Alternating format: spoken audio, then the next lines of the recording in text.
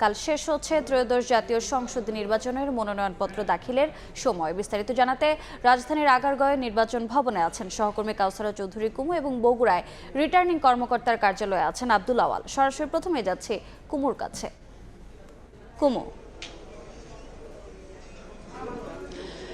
নির্বাচন কমিশন তফসিল ঘোষণার পর থেকেই তৎপরতা আরো বেড়েছে, তাদের কাজের অগ্রগতি।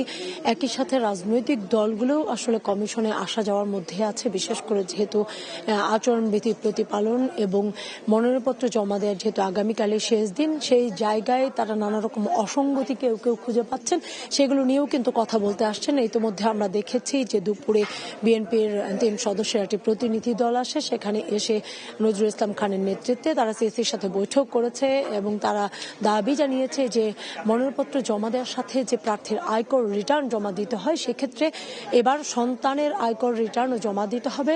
এইটাকে তারা আপত্তি জানিয়েছেন, বলছেন যে এটি আরপিওর সাথে সাংঘর্ষিক। আরপিওতে এই ধরনের কোনো বিধান না থাকার পরেও নির্বাচন কমিশন এই ধরনের বিধান সংযুক্ত করেছে, সেইটি তারা দাবি জানিয়েছে কমিশনের কাছে, সেটি যেন পুনরায় বিবেচনা করা হয়। তবে আমরা জানতে চেয়েছিলাম যে মনোনয়নপত্র জমা দেওয়ার অথবা যাচাই বাছাই এগুলোর আরো সময় বাড়ানোর কোনো প্রস্তাব নিয়ে এসেছে কিনা। তারা বলছে যে বিএনপির পক্ষ থেকে এই ধরনের কোনো প্রস্তাবনা নেই নির্বাচন কমিশনের কাছে।